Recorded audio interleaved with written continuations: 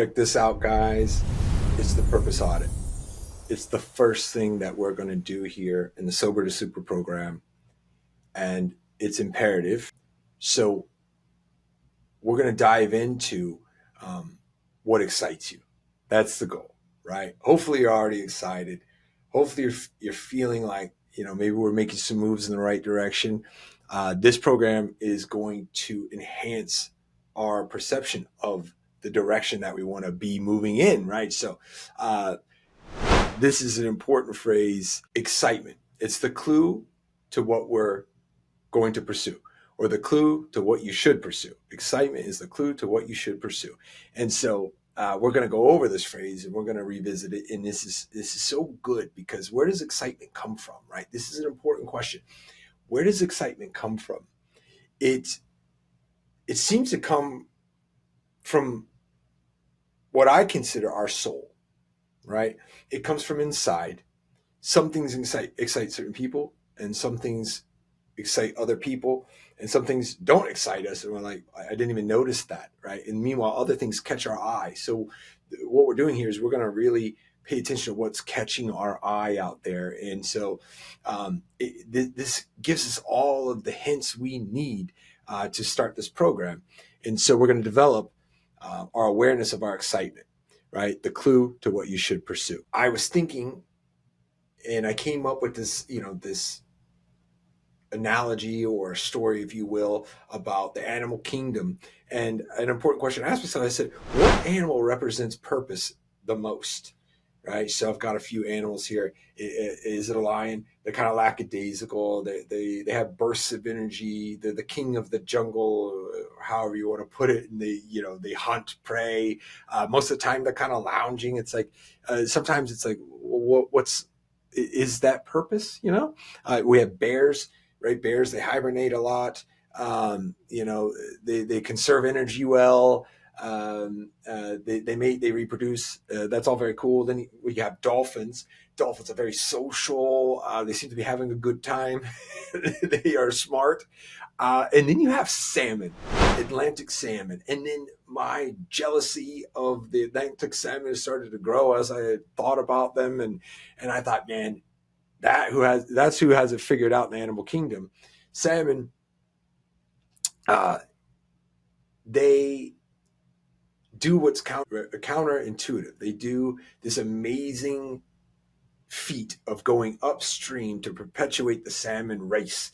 They're so good at it too, by the way, that they make it back to exactly the same stream, the same place that they were born. They know where it is. After making it to the ocean, doing salmon things, they're out there, they're eating, they're evading predators. They are, they're making all these moves in the ocean, and it's like a light switch. Okay, it's time to get back to where I started and reproduce. This is the only purpose and goal of my salmon life, right? So then they get there to this mouth of the river, coming out into the ocean, and they develop their muscle structures, their bodies change in order for them they can actually leap 10 to 12 feet over waterfalls, right? There's bears. I mean, do they know that there's bears? I mean, there's bears, and they're eating them, and they still do it. It's like, man, that kind of level of commitment and purpose and clarity on what to do. I'm like, I get jealous, because we're not salmon. We have cell phones and children and bills and bullshit, and it all piles up. It's like, man, what would my life be like if I knew exactly what I had to do, and I had the courage and bravery to just go after it and say, this is it.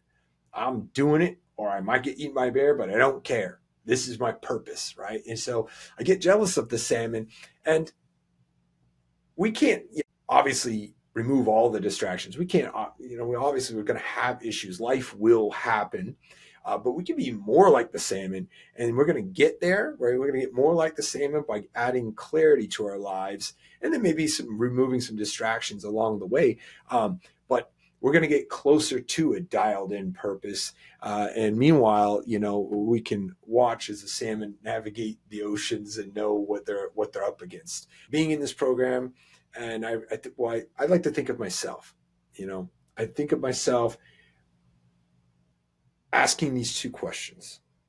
These two questions are super important. They're very important questions, and I seem to ask them all the time. What the hell should I do? Okay, now what should I do first? Right? What the hell should I do? And then if I answer that question, well, what the hell should I do first? Okay, I figured out what to do. Now what do I do first?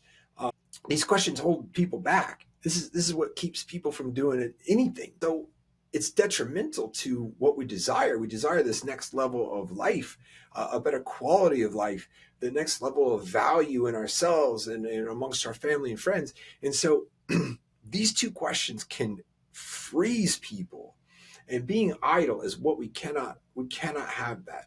Being idle, it's the same thing as moving backwards. And so we're going to fight like hell to not remain idle, but aim in a direction, move in that direction, and then answer these questions by the time this program is over, and really make some progress. But before we make progress, we're going to find out where we're at.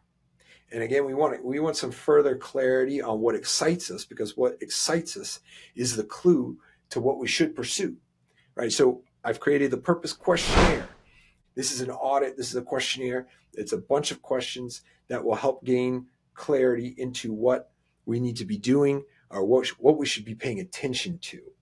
Right? It's not going to give us specific, that, well, this is what I need to do and this is what I need to do. It's going to give us clarity, and then we're going to start making some moves, and that clarity will increase. So these questions, rather straightforward, but it's going to take some thoughtful, inquisitive mindset on your part. So time seems to fly by when I'm blank. So when we're doing something that doesn't excite us, it's something that we don't like, and this might be maybe you've been in a job before and you're just like looking at the clock and you're just like, are you fucking serious? It's been 10 minutes. And that's what we want to stay away from, because these are things that we're not going to do them over and over again. We're not going to get better at them. We're not going to pursue them indefinitely because they suck.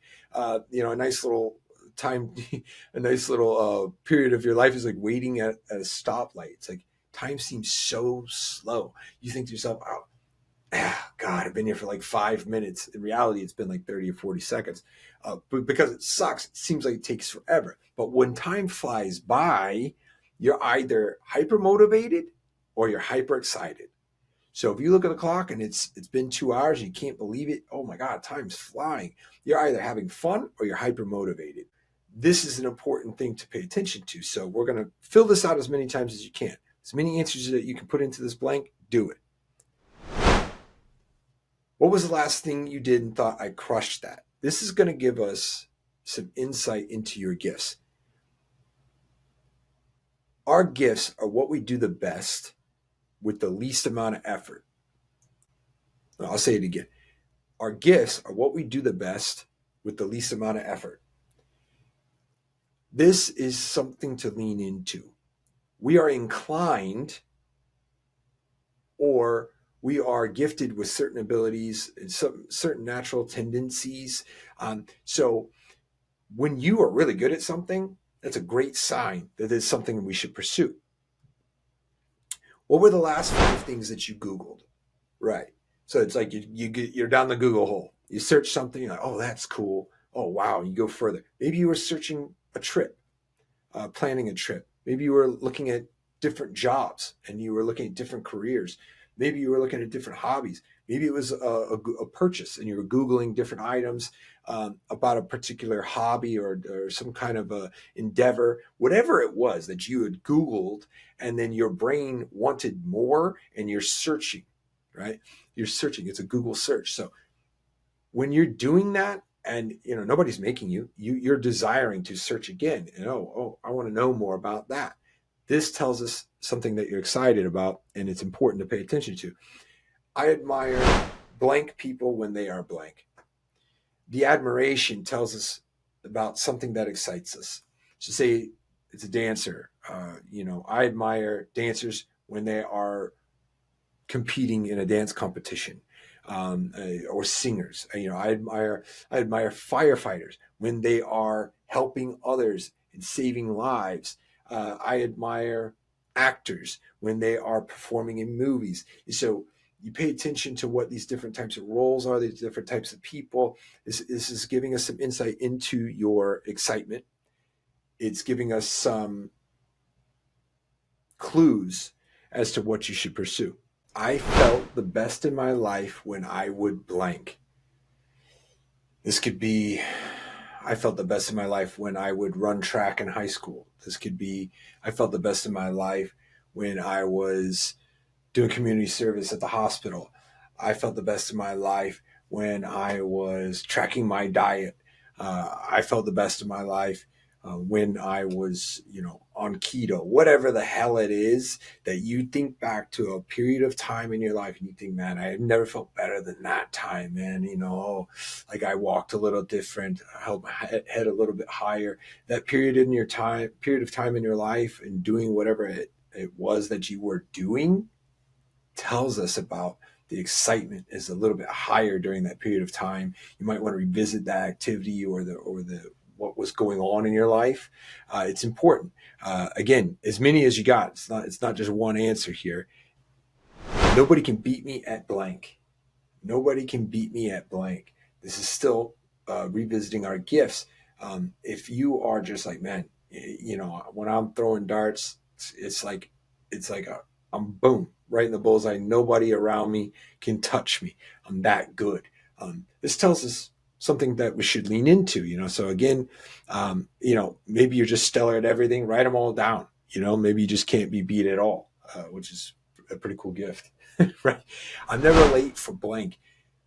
This is so important because if you are excited about something, you're never going to be late for it. You're going to be the first one to show up. I used to be the first one on the mountain. I call it first chair, right? When I say mountain, like snowboarding, I'd be like, waiting abnormally early. Like there's nobody around and I'm so early. I'm like so excited to get it done, to hit the mountain. So whatever you're not late for, that maybe it's not a punitive, like if you don't want to be late for court, that's different. But what you can't not late for because you're just so pumped about it, that's something to write down. Whenever it's blank season, I just can't stop blank. Write everything down here. Whenever it's football season, I just can't stop watching football. Whenever it's blueberry season, I just can't stop buying blueberries. Whenever, if you're a gardener and it's a certain flower blooms in a certain season, and you're paying attention to this and you're excited about this, write it down. These types of interests during different portions of the year, it gives a lot of insight. Who are the three people you admire most, alive or dead? Um, I admire Marcus Aurelius. He's the philosopher king of Rome and kind of like the creator of Stoicism philosophy. I admire this person. He's very well dead. I imagine he was also quite wise. And so the admiration again, it's telling us, I want to be more like that person. I admire that person. So what they're doing, what they're saying, there's an element of them that excites you. And again, this is going to give us some knowledge about where we should head ourselves. I make blank look easy, right? If there's something that you do and you're a natural. People see you do it and they're like, man, that was super cool. And you think, oh, that wasn't hard at all. I just knocked that out. It's no big deal for me. This is telling us about your gifts. Blank always stops me from scrolling. Blank always stops me from scrolling. So if there's something that's on your phone and you're cruising through looking at garbage and then you say, oh my gosh, and you freeze, pay attention to that action. And you think to yourself, oh, well, that was clearly cool enough for me to stop scrolling. And then there is another level of excitement. There's something that is meant to be paid attention to there. Blank ads always pop up on my phone. This is important because social media has got us dialed in. They are watching. Am I right? This question here is maybe the most important. I would do blank for free. This tells us so much about what we should pursue, because if you would do something for free, you're going to have an edge against people that only are doing it for pay, because you're interested in it. It excites you. You get pumped about it. And so by going after something. If you think, oh man, I could just do this all day and I don't care if I get paid, this tells us that this is important for you. It excites you. This could be your calling, because if you can do something for free, you'll do it indefinitely. And if you'll do it indefinitely, you'll become better. And if you become better, there's a good chance that somebody's going to pay you for this in the long run. The 7 layers of why. This is so valuable. I've done it several times. And whenever time that I've done it, I've thought, man, I've gotten to tears, because what I'm doing is uncovering other layers. So you start with something, a pursuit, anything that you're doing or that you care about. Maybe it's a relationship, maybe it's a career, whatever it is. And you say, well, why do I do it? And then ask yourself again, well, why is that? Okay. And then you ask yourself, why again? And if you're doing this thoughtfully, if you're doing this with a committed heart, you'll get so deep. If you're really thinking about it, I've gotten to like level 5, layer 5 and 6, and I get to tears, because I find a real purpose. And the value in this exercise, the value of performing the 7 layers of why is off the charts. For instance, I started when I was writing my book, was like, well, why am I writing this book? And it was like, well, I want to help people that were in the circumstances that I found so difficult in my life. And now that I've kind of found some solutions to that, I want to help them. Well, why is that? Because I think that it's a higher calling. Well, why is that? Well, I believe in God, and I have a faith larger than myself. Well, why is that? Well, there's certain things that are so important that I can't comprehend, but I see as I pursue them and as I go after them, I discover a new value in my life. And well, why is that? And so you keep digging in there. I had gotten to the levels where I was starting to say, well, I'm doing this for the sake of my family, and for the sake of being somebody that they can respect and admire. And so you start getting thoughtful about this, and you ask these questions. You're really considerate about your own emotions and feelings. Every why, you'll get so deep. You'll uncover a lot of truth as to what we should pursue here. Some takeaways, some important points to consider here is that we want an aim. As long as it's a positive direction, momentum will take care of itself. So we want to move in a generally good direction.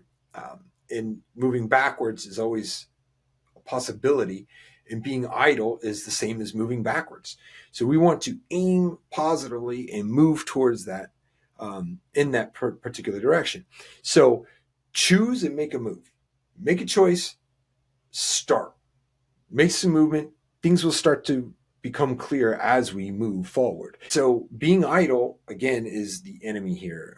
Being idle is the same as moving backwards, and it's ultimately what we have to move past. We have to get around that at all costs. Any momentum is real good with the appropriate aim. Another element, another takeaway here is change is certain. There is no doubt that things will change. The earth is moving and rotating, and it doesn't stop. You will also change. So here you are, you've decided on a direction, a goal, a particular place. We start making moves, and you start to wonder, oh, well, that isn't quite what I thought it was going to be. And then maybe you make some adjustments. As you do this, change is happening, right? There's no way around it. And there's a very good quote by Bruce Lee. It goes like this, be like water, my friend. Be like water. And so what he's saying here is being fluid, right? Water, you pour it into a cup, it becomes the cup. You pour it into a pot, it becomes the pot. And then the next part of the line is super powerful for me. It's like water can flow or water can crash. So it has this ability to manipulate the planet, carve the planet, but it can also go around things. It can go through things. It can wear things down. So this change in being malleable, being fluid is so important for us in getting to where we want to be, especially in this program. You want to channel your consciousness towards subtle adaptations. Again, you want to channel your subconsciousness to subtle adaptations. And while we're making these little adjustments and moves, we're course correcting. And this is going to be So valuable in getting us to where we want to be and to a desired outcome. Here are your action items.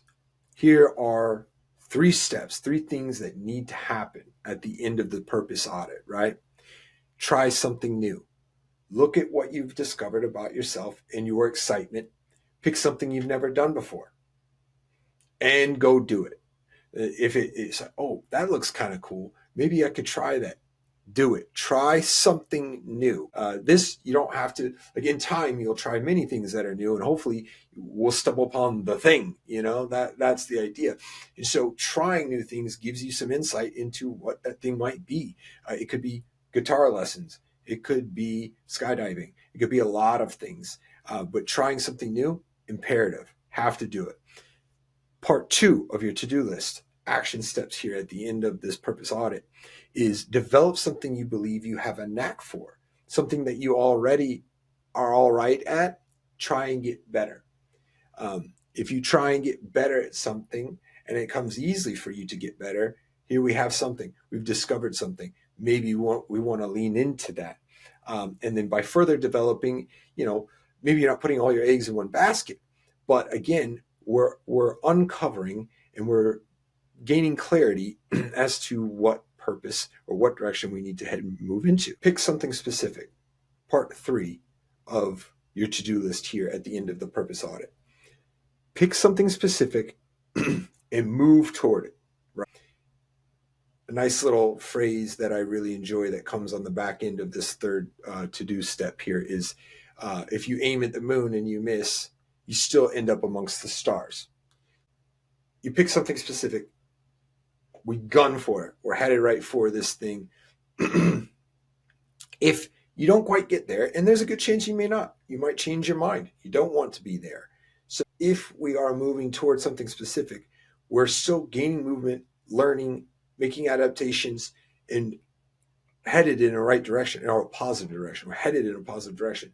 So even if you don't get that very specific thing, our minds work better when we have a specific goal to move towards. So we make some moves, we have a direction, we have an aim, it's dead center, but our aim may adjust. This part is important to do, though, nonetheless. I don't want to sound hypocritical here, but we want to pick something specific, aim at it, right? And then as we gain some traction here, it might move, it might adjust, but that's all right. Thank you for being a part of the purpose audit portion of the Sober to Super program. This first phase is important, just to learn more and gain clarity for yourself. We're gonna be moving pretty quick through this program, and it's intended to all be redone, right? So do it ugly first, and then we're gonna come back and polish it up. It's gonna be a fantastic journey. I'm so excited for you guys. See you on the next one.